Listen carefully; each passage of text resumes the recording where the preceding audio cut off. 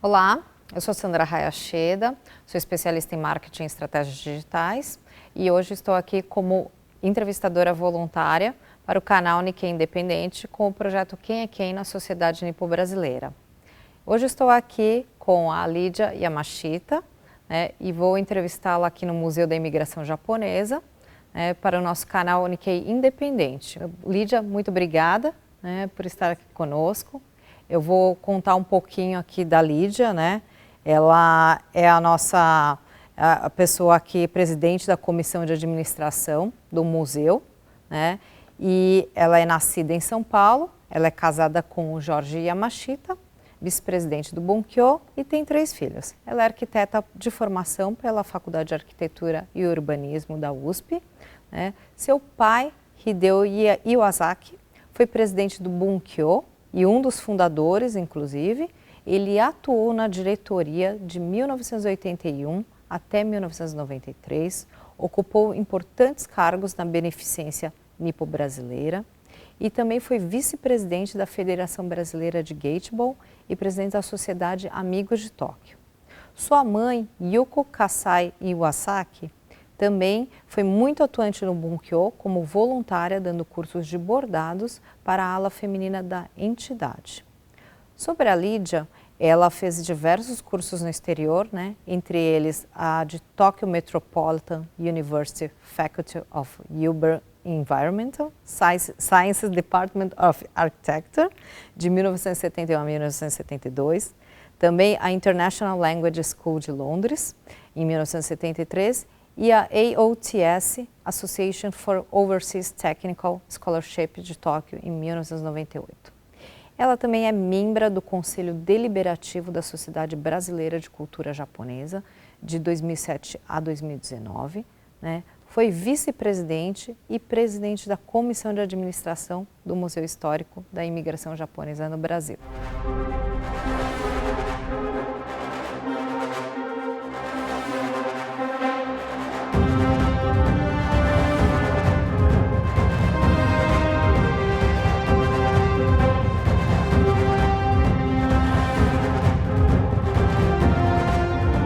Bem-vinda, Lídia. Obrigada. Tudo bem? Tudo bem. Bom, a senhora é muito bem conhecida e respeitada por toda a sua atuação aqui no Museu da Imigração Japonesa, também no Bunkyo em si. Mas a gente gostaria de conhecer um pouquinho mais sobre a sua infância, sobre como a senhora acabou vindo parar aqui no museu, A gente sabe que seu pai também foi bastante atuante, aqui no Bunkyo, mas assim, gostaríamos de escutar um pouquinho da sua história, e da sua vida. Então, eu nasci em São Paulo, tem muitas amigas da minha geração que nasceram no interior, Então, o fato de ter nascido aqui, eu me lembro que na infância todo mundo dizia, nas férias eu vou na casa da avó ou da tia no interior, e eu morria de inveja, queria conhecer o interior, que é uma coisa que eu não conheci. Mas em São Paulo, então, nasci, meus pais, eles já moravam aqui em São Paulo. Mas então, para contar a história, então começando então dos meus avós, como que a gente vem parar aqui no Brasil, Meus pais vieram crianças, eles são imigrantes crianças, vieram trazidos pelos respectivos pais.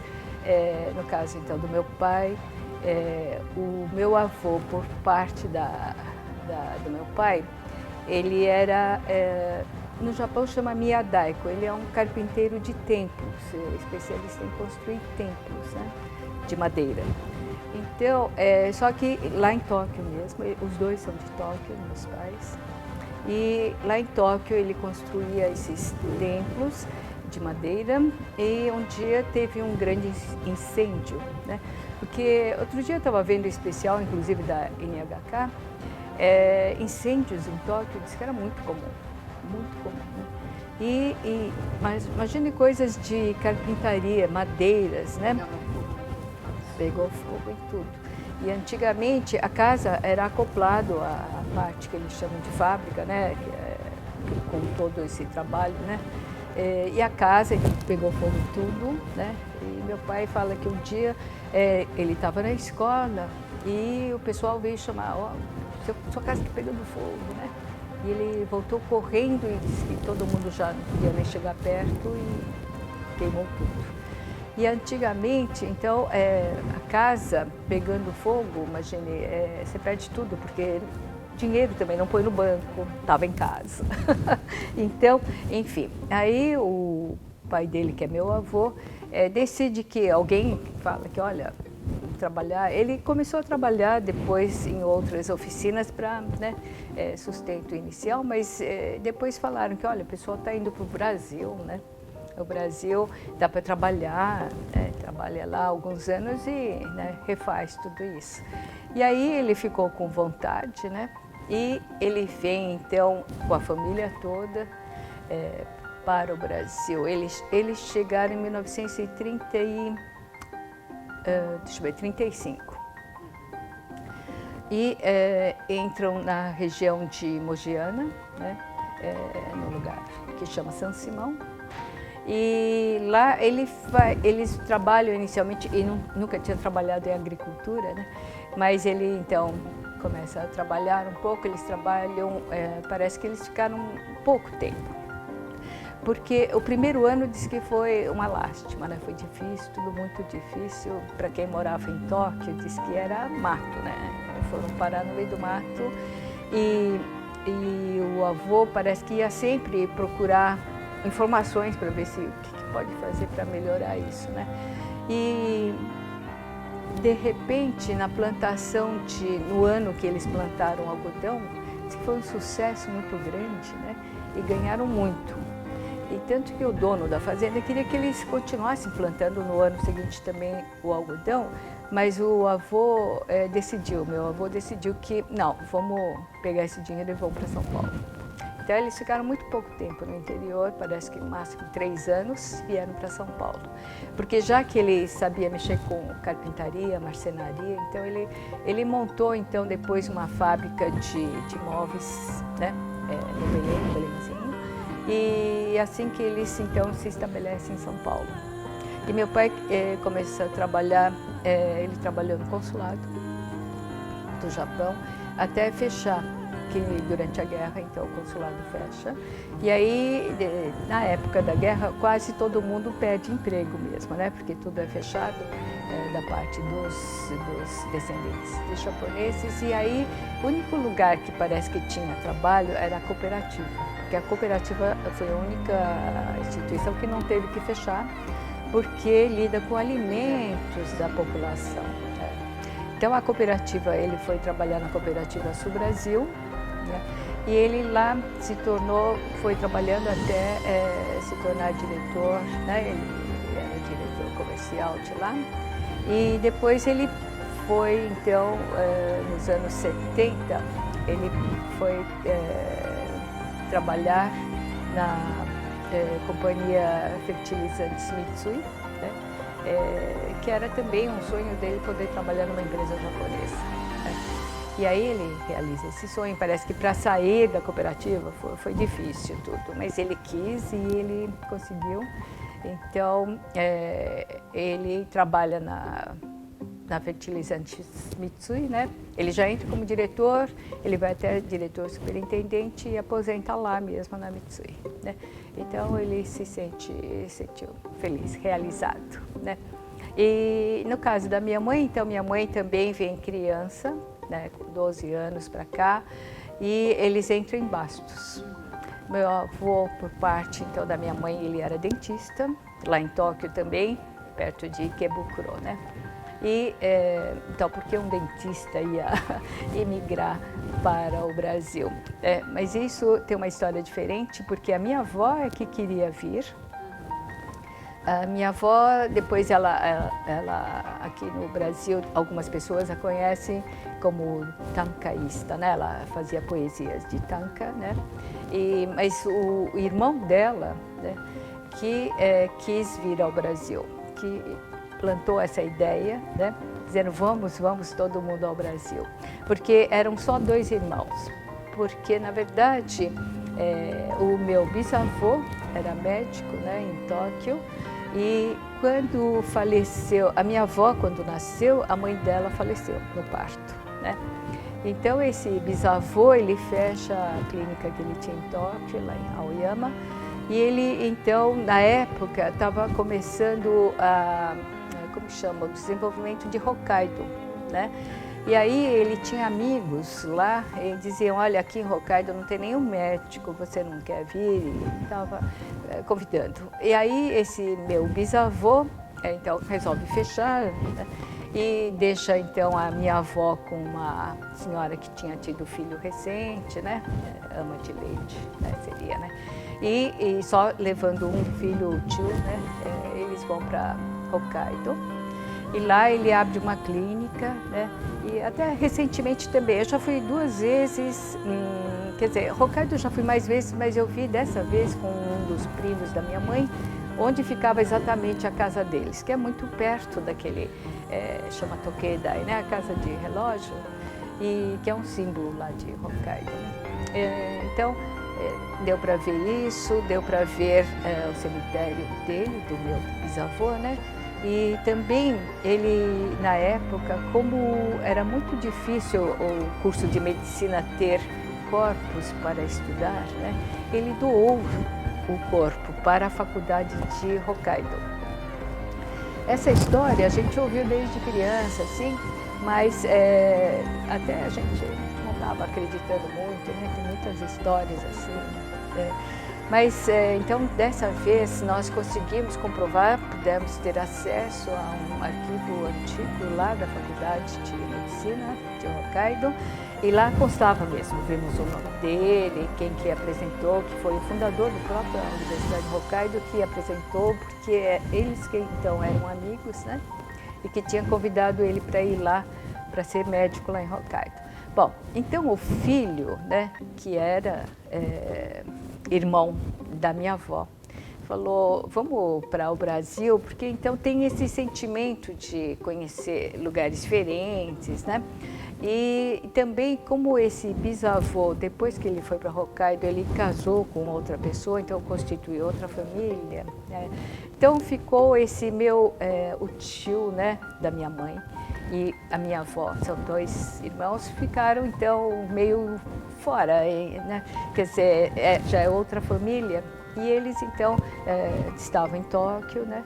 A minha avó também estudou numa escola de parteiras, na verdade. Então, ela veio como parteira, né? Aqui para Bastos, meu avô como dentista, né? E porque como é uma comunidade japonesa, né? Supõe-se que precisasse dessas pessoas. E então eles moraram lá um tempo, minha mãe também cresceu lá.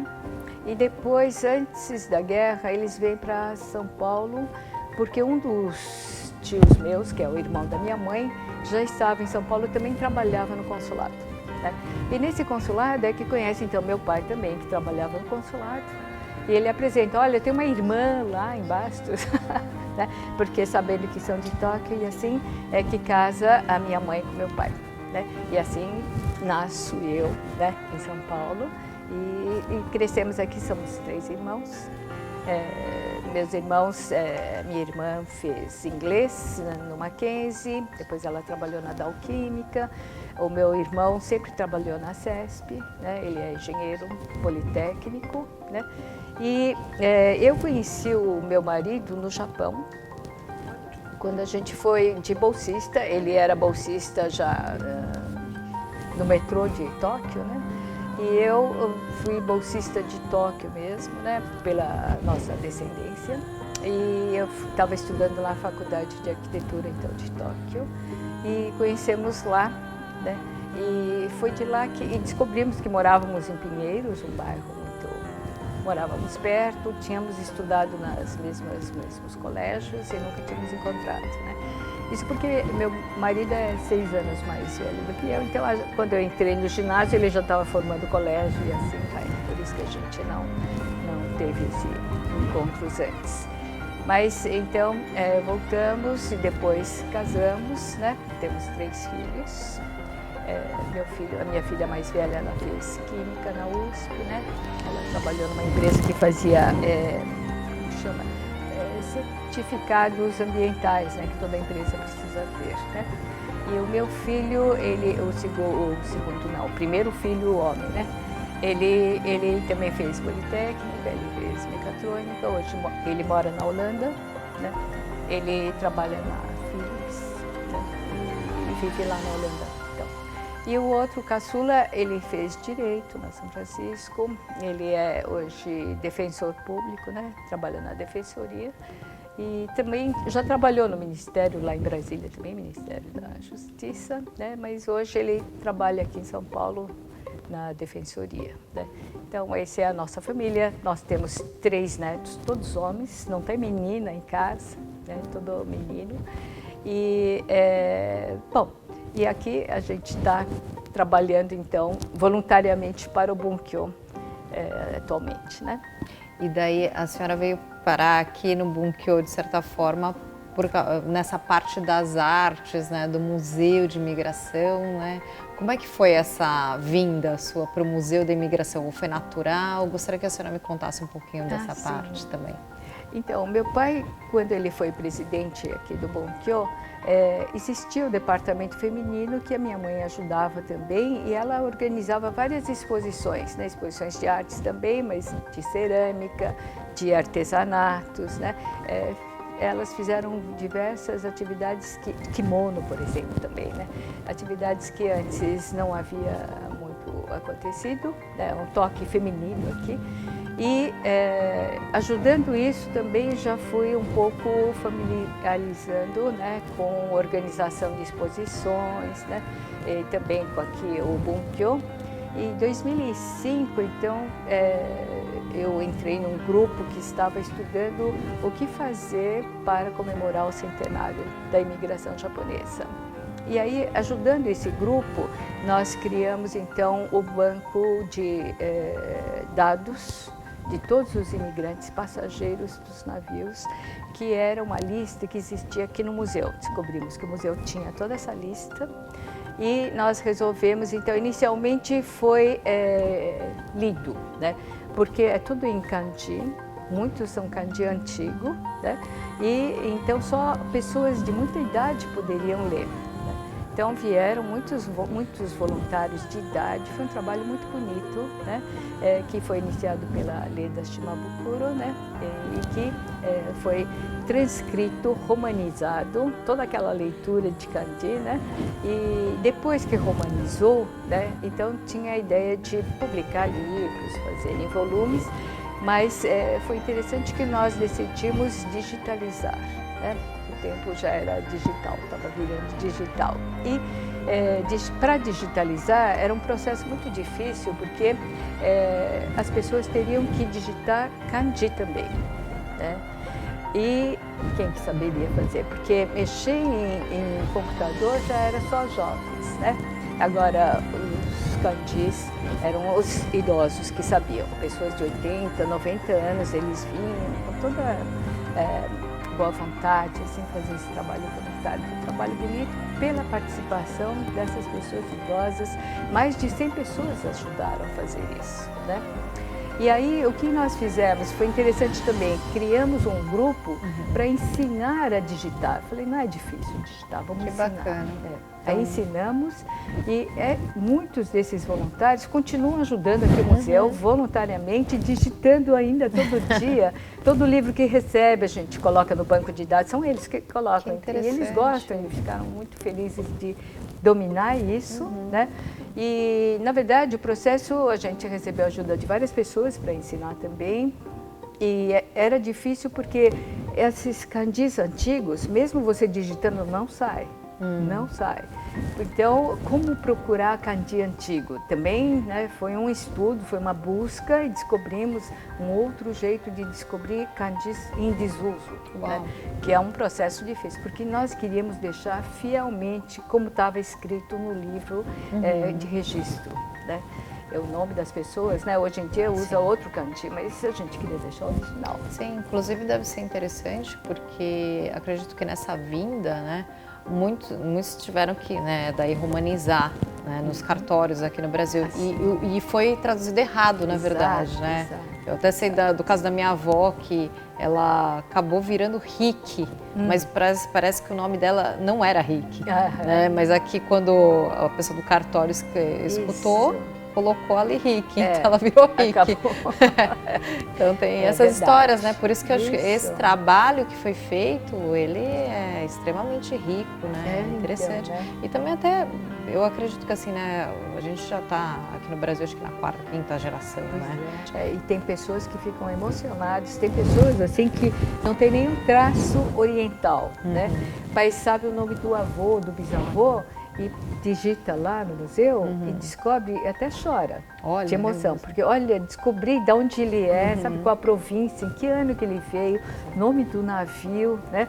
Então são dados que ele não sabia nada, né? Porque se perdeu já. Se perde, né? Ao longo, né? E aí, quando a gente vê essa emoção das pessoas, eu acho que esse trabalho foi um trabalho muito importante. Né? Ele tem, na verdade, mais de 3 milhões de dados. Nossa, muito incrível. São mesmo. muitos dados. Imagina quantas pessoas contribuíram, né? Que coisa incrível mesmo. Então, nós vimos também naquela época que se a gente não fizesse naqueles dias, quem vai ler? Você vê, hoje, naquela época, meus pais me ajudaram a fazer a leitura de muitos candis lá, né? Mas, e também aqueles senhores todos que naquela época nos leram, não existe mais, já se foram. Sim. Né? Então, imagine se fosse fazer hoje, é muito mais difícil encontrar pessoas para fazer isso. Imagina. Né? Então, Ou talvez teria que trazer pessoas do Japão, né? Não sei, né? Seria um trabalho muito ainda mais complexo. Envolvendo, né, pessoas de lá, né? E Lídia, e como é que se deu essa modernização, né, do museu? Porque assim, ele é extremamente moderno, né? É bem interessante como ele é construído, né? Até para as pessoas que não conhecem, né, que nunca vieram ao Museu de Imigração Japonesa, eu acho que é interessante elas saberem quão moderno ele é, né? E como também aconteceu isso, né? Sim. Então, depois que fizemos esse projeto de digitalizar todos os nomes, colocamos nos totens, né, de busca, né, isso ficou pronto no centenário, né, as pessoas, então, teve uma exposição no Banco Real, na época ficava aí na Paulista, e as pessoas emocionadas, né, apareceu inclusive na Globo, aquelas coisas todas, mas depois que fizemos esse trabalho, eu fui convidada para ajudar o museu, né, na administração desse museu. Né? Então, eu não tinha muita experiência nessa área, mas acabei, através dessa lista de passageiros, ficando bastante envolvida e trouxemos, então, também a nossa equipe central, que ajudou a fazer essa digitalização, também todos vieram ajudar o museu, né, nessa parte de administração desse museu. E aí, a partir disso, nós fizemos, a primeira reforma que fizemos foi no terceiro andar. O terceiro andar é onde fica o escritório e os acervos ficam guardados lá. E esse escritório estava assim, era um escritório assim bem antigo, né, meio bagunçado. E aí nós queríamos arrumar, né? E conseguimos, por acaso, assim, na época, era o presidente Kita, teve uma pessoa que, um empresário do Japão, que estava numa viagem internacional, naqueles navios que fica fazendo a volta ao mundo, né? E parece que ele, quando aportou em São Paulo, Santos, né? Teve uma palestra entre Bahia e Santos, né, sobre imigração japonesa, um jornalista que fez essa palestra. Aí um ouvinte, ele ficou muito interessado e ele veio conhecer o museu. Aí depois que conheceu, ele ficou muito impressionado, porque ele disse que não sabia que tinha tido japoneses aqui, vindo assim, e sofrido tanto, né, e construído então uma colônia aqui. E aí ele oferece, na época, acho que foi $1 milhão, não, $1 milhão de ienes, né, eu acho, né? Sei que é um volume grande, né? Ele fez essa doação ao Bunkyo. E o Bunkyo, então, deu uma parte para nós reformamos o terceiro andar inicialmente, e o Bunkyo arrumou auditório, arrumou vários lugares. Mas a partir disso, então, começamos a criar projetos, né, de modernizar e ir modernizando aos poucos, porque muitas estruturas, passados 40 anos, então o museu foi inaugurado em 78, né? Talvez eu não tenha dito, né? Pelos... ele na época era o príncipe Aquilito, princesa Mitico. Hoje eles são imperadores, como chamam, honorários, eu não sei como chama, são os pais do atual imperador. Eles que vieram em 78 para a comemoração do 70º aniversário da imigração japonesa, e foram eles, com o presidente Geisel, na época, né, que inauguraram esse museu. Né? Então, passados 40 anos, né, muitas paredes que são feitas de madeira estavam tudo com cupim caindo, tudo atrás. Porque a frente, como tem um tratamento de tinta e também tinha de tecidos também, não aparecia, porque o cupim trabalha por trás, deixa uma camadinha fininha, mas está tudo comido, né? E aí uma pessoa que fazia esses tratamentos de cupim, né? Ele falou, olha, é melhor planejar, porque isso daqui não vai durar 10 anos, não. E aí, depois que ele dizia isso, tinha passado 7 anos. Eu falei, nossa, a gente tem que fazer um projeto, senão isso pode cair, vamos ter problemas. Porque tinha paredes que, se alguém furasse, se pusesse o dedo, furava. Já caía. Já furava. Só que por fora, todo mundo você vai ninguém fazer via, reforma, né? Tá tão bonito. Por fora tá bonito, mas por trás, tudo caindo. Bom, aí fizemos uns projetos, né? E na época quem nos ajudou bastante foi a Toyota, né? Que abraçou essa causa, né? Falou, vamos ajudar. E começamos então a fazer a reforma e veio 110 anos, mas antes, né? Antes dos 110, em 2017, começamos mais cedo. Na verdade, o projeto existe desde 2014, né? Mas somente em 2017, aproximando os 2018, é que começou a ter uma movimentação e conseguimos, então, através da Toyota, né, o primeiro passo para começar a pensar nesse projeto, né? Inclusive, a Toyota nos ajudou bastante a convidar outras empresas também a participarem, e graças a eles, então, veio a Honda, o Banco de Tóquio, né, Nippon Steel, são muitas empresas, mais de 30 empresas acabaram nos ajudando, contribuindo, e fizemos essa reforma, então. Na primeira etapa fizemos o 8º andar, que era um projeto inicial, porque na verdade íamos começar com um pedacinho só, né? Mas a coisa foi evoluindo, pegando força e o sonho crescendo, então dá para fazer esse sonho. E começamos então fazer a reforma. Em 2018 terminamos de fazer o 8º andar, que foi inaugurado pela princesa Mako, né, que esteve aqui na comemoração. Sim. E depois fizemos, então, na continuidade, né, com a verba, que foi tudo assim, bem controladinha. Tinha uma comissão comissão de acompanhamento das obras, constituídos pelos diretores das empresas que doaram, né? Que, então, para a gente também deixar tudo bem transparente quanto a esse recurso grande que entrou. Então, essa comissão sempre acompanhou as contas, as obras, tudo que ia sendo feito. E conseguimos fazer, então, também o 7º andar, né? O 7º andar foi reformado, então, em 2019, né? Então, temos o 7º e 8º modernizado, que quisemos deixar bem moderno, com bastante introdução de tecnologias, né? De multimídia. Legal. Qual seria o ponto alto, você diria, de tecnologia ou multimídia que a gente tem hoje em dia aqui no museu?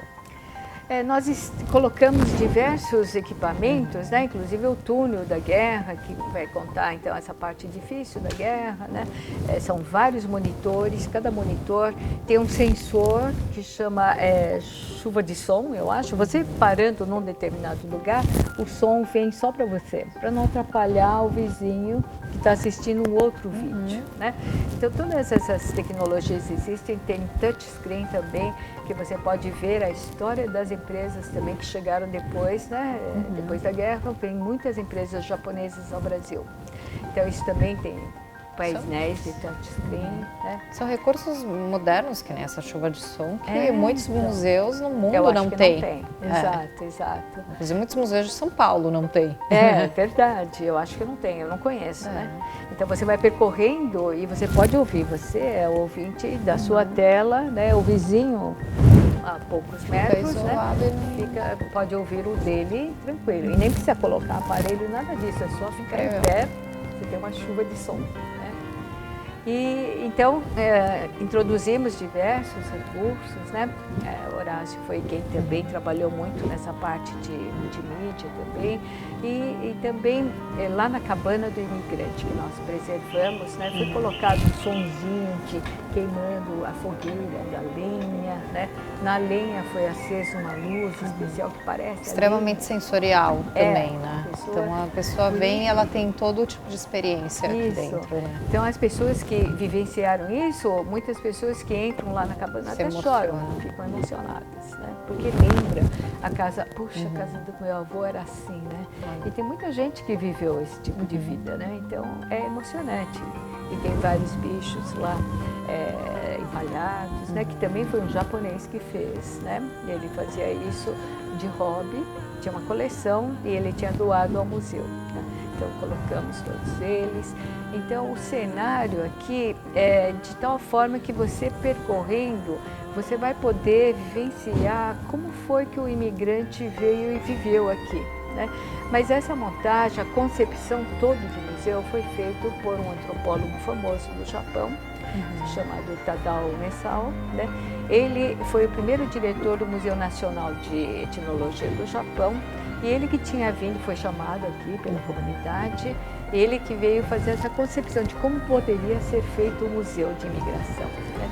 E teve uma grande campanha no jornal, cooperativas ajudaram também e ajuntou de todos os lugares, quem tivesse alguma coisa da época, né? Veio muitas coisas aqui, foi montando isso que foi construído então esse museu. Interessante, Lídia. E a gente vai ter um simpósio vindo aí, né? Eu gostaria que você contasse um pouco sobre o que vai ser esse simpósio online, né? Nós estamos vivendo esse período que os museus estão fechados, particularmente não entendo o motivo de você ter academias abertas e você não ter museus abertos ou galerias, né? Mas enfim, então acredito que muitos museus no mundo inteiro, né, eles caminharam para o online, né, assim como vários negócios, etc. O mundo, né, caminhou para o online. Então gostaria que você contasse um pouquinho para a gente sobre esse simpósio online que vai ser no dia 12 de novembro. Isso. Na verdade, existem convenções internacionais, né, realizadas, normalmente é no Japão, mas 2018 foi no Havaí, né? E lá nessa convenção de Nikkeis, né, teve uma sessão que era sobre rede de museus de Nikkeis, né, do mundo. E lá estavam participando, na época, acho que não participaram, deve ter sido umas meia dúzia de museus que participaram, né? Mas foi muito interessante saber que existem museus Nikkeis em diversos países, né? E depois, a partir disso, no ano passado, teve convenção em Tóquio. Então, em Tóquio ficou definido, né, foi declarado, enfim, que vamos fazer o primeiro simpósio de museus Nikkeis aqui em São Paulo. Nosso museu seria o primeiro. Isso porque todo mundo que participou no Havaí, eles vieram falar que queriam conhecer o Brasil, queriam conhecer o Museu de São Paulo, porque eu apresentei o nosso museu e todo mundo ficou encantado. E também, então, descobrimos que é o maior museu, nosso Museu de Imigração é o maior dentre eles, né? E também o mais completo em acervo, né? Então, todos queriam conhecer o nosso museu. Então, eu falei, então vamos organizar alguma coisa aqui do que todo mundo vira assim esporadicamente. Vamos organizar um evento e vem todos, né? E todo mundo gostou da ideia. E que em cada ano, né, o ideal seria que em cada ano pudéssemos visitar outros museus e conhecer. Todo mundo queria conhecer.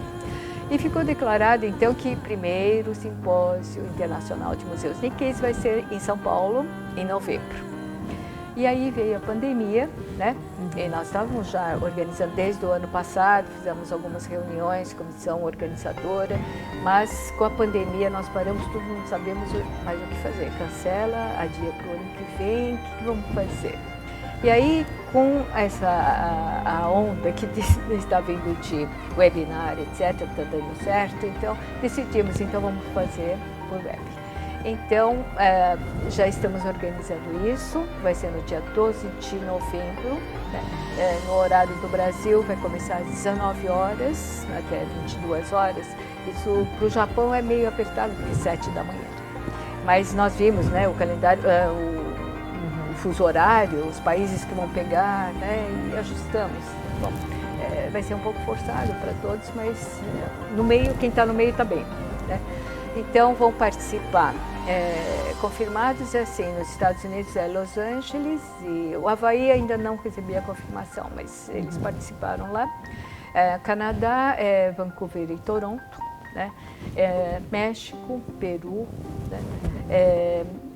Parece que Bolívia também, mas Tóquio, né? Depois o Japão, Brasil. No meio, Kurita, que é nosso colega, né? Ele conhece o pessoal do Pan-Americano, né? E ele falou, vamos convidar todo mundo que faz parte do Pan-Americano, né? Que são os países da América Latina, então tem Venezuela, Colômbia, Equador, Cuba, né? República Dominicana, Uruguai, né? Argentina. Uau, teremos museus do Nikkeis do mundo inteiro, então. Esses países pode ser que não tenha museu, né? Eles são associações e pode ser que esteja guardando a história, ainda não constituíram museus. Mas a ideia é convidá-los porque pode ser que as pessoas então tenham a ideia de fazer museus também naqueles países, né?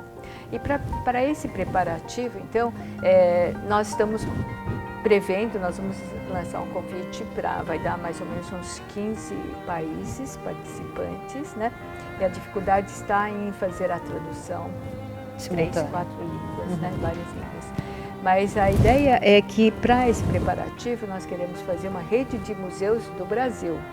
Porque descobri que eu conheço meia dúzia de museus de imigração aqui no Brasil, mas que existem só na região noroeste, sabemos que existe uns 8 museus. Então, imagine, o Brasil todo deve ter uns 15, vou chutar. Mas a ideia é, então, a gente descobrir os museus que existem aqui, para ver se todo mundo também participa e a gente fica sabendo as dificuldades, quais são os desejos, os sonhos, né?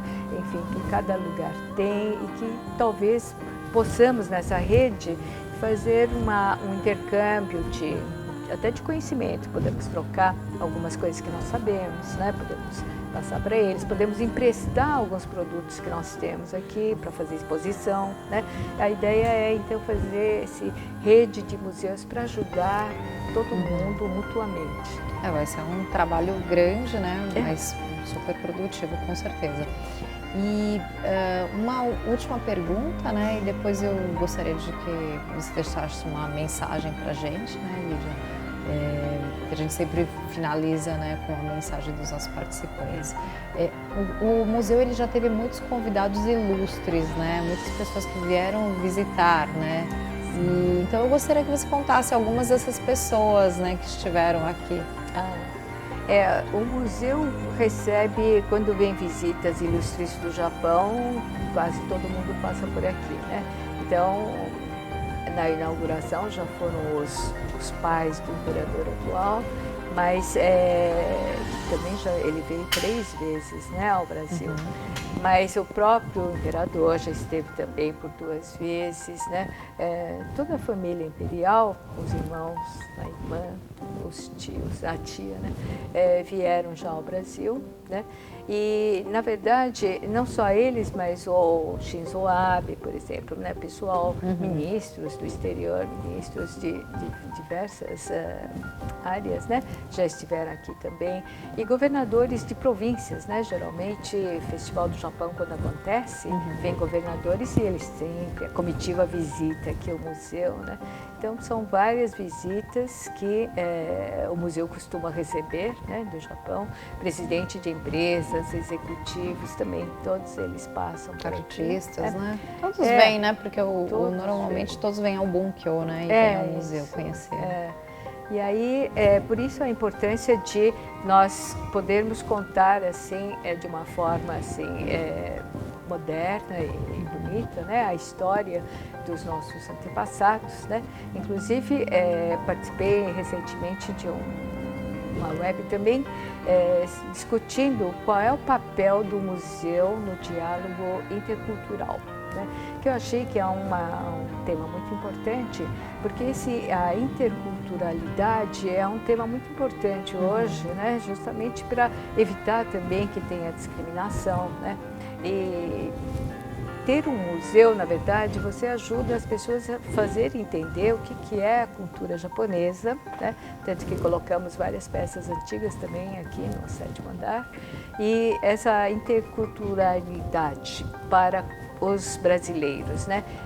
Mostrar que existe uma comunidade diferente, né? Mas que, no fundo, todos eles são imigrantes, como todos os outros, vieram ao Brasil para trabalhar, para engrandecer esse país. Todos nós trabalhamos para isso, né?